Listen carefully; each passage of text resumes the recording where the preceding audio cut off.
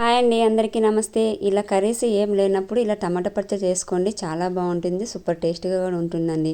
మనం టమాటా పండును బాగా కడుక్కొని 4 ముక్కలాగా చేసుకొని చింతపండులో నానబెట్టుకోవాలండి. చింతపండులో నీళ్ళు పోయకూడదండి. ఈ టమాటా పండులోనే చింతపండు వేస్తే అదే రసం విడుస్తుంది, బాగా రెండు మెత్తగా నానతాయి.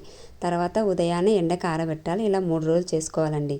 ఇలా 3 రోజులు చేసుకున్న తర్వాత మనం గ్రైండర్కి వేసుకోవాలి. గ్రైండర్కి వేసే ముందర దాంట్లో తగినంత కారము, ఉప్పు వేసి బాగా కలుపుకొని మనం గ్రైండర్కి వేసుకోవాలండి. బాగా మెత్తగా పట్టుకోవాలి.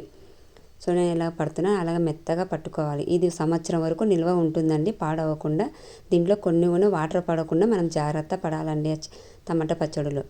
తర్వాత మనకు కావాలనుకున్నప్పుడు వల్ల కొంచెం కొంచెం తీసుకొని పోపు పెట్టుకుంటుంటే చాలా బాగుంటుందండి. ఇది మంచి పుల్లగా కారంగా చాలా బాగుంటుందండి. అసలు వేడి వేడి అన్నంలోకి ఇది తింటుంటే మీకే తెలుస్తుంది. ఒకసారి మీరు ఇలా ట్రై చేసుకోండి, చాలా బాగుంటుంది ఈ టమాటా పచ్చడి అనేది.